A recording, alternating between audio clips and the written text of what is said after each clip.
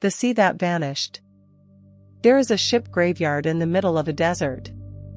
No ocean nearby. No river. No lake. Just rusting hulls, cracked earth, and silence stretching to the horizon in every direction. These ships didn't crash. They weren't abandoned by careless sailors or swallowed by a storm. They were left exactly where they floated, because the water simply disappeared from underneath them. This is not a story from ancient history. This happened within a single human lifetime. People who were born beside a thriving sea lived long enough to watch it become sand. And the most disturbing part is not that it happened. It is that the people responsible knew it would happen, and chose to let it anyway. Let's go back to the beginning. In the heart of Central Asia, sitting between what is now Kazakhstan to the north and Uzbekistan to the south, there was once a sea so large it appeared on world maps as a landmark comparable to the Caspian. The Aral Sea. Named from the Kazakh word meaning Sea of Islands, because scattered across its surface were more than 1,100 islands. At its peak, it covered 68,000 square kilometers. To put that in perspective, that is larger than the entire country of Sri Lanka. Larger than the state of West Virginia. The fourth largest lake on the entire planet. Its waters were cold and clear. Its shores were green. It supported over 24 species of fish, sturgeon, carp, roach, bream, in quantities that fed communities across the entire Soviet Union. The port city of Moynaq, on the southern shore in Uzbekistan, was a proud industrial town. Canneries. Processing plants. A fishing fleet of hundreds of boats. The city sent tons of fish westward every single year. To the north, on the Kazakh shore, the city of Aralsk was equally alive. Fishermen left before dawn. Children grew up knowing the smell of water and salt wind. This was not a quiet backwater. This was a living, breathing, productive sea, and the communities around it had thrived for centuries. Then came the cotton. In the early 1960s, Soviet central planners in Moscow made a strategic decision.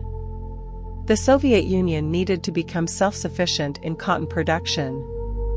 Cotton for textiles. Cotton for military uniforms. Cotton for export. They called it white gold. The problem was geography.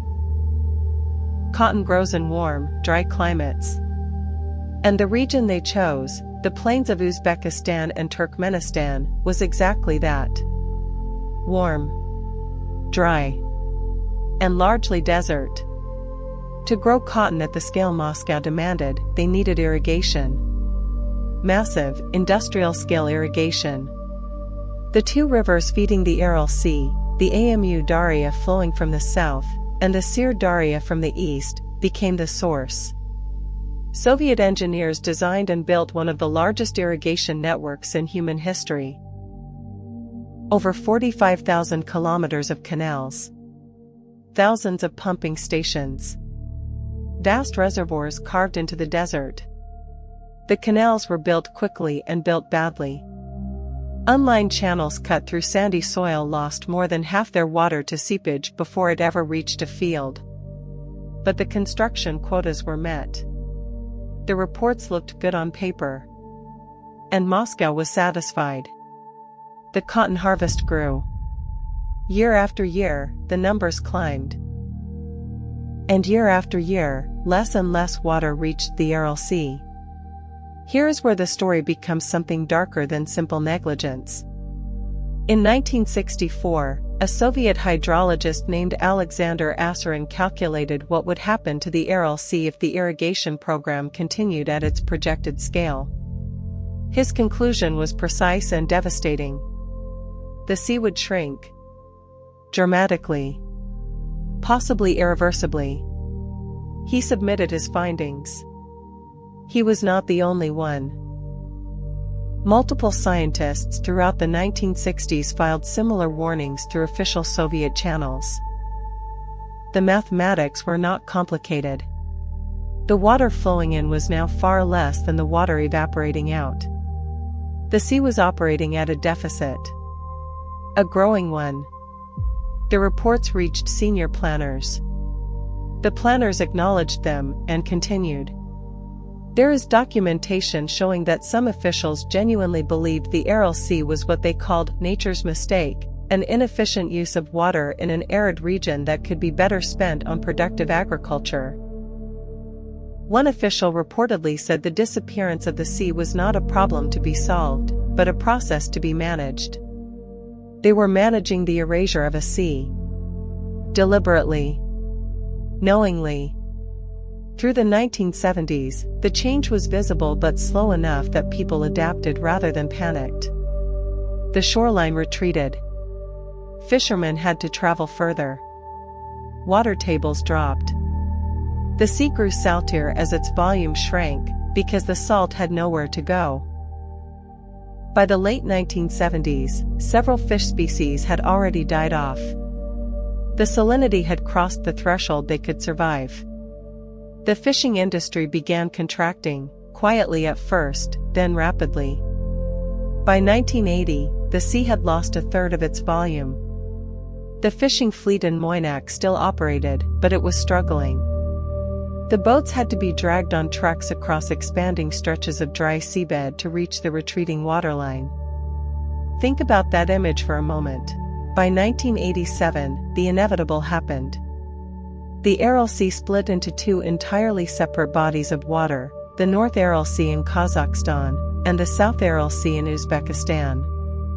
They were no longer connected. By 1990, Moynaq was no longer a port city in any meaningful sense. The water was gone. In 2005, something unexpected happened in the north.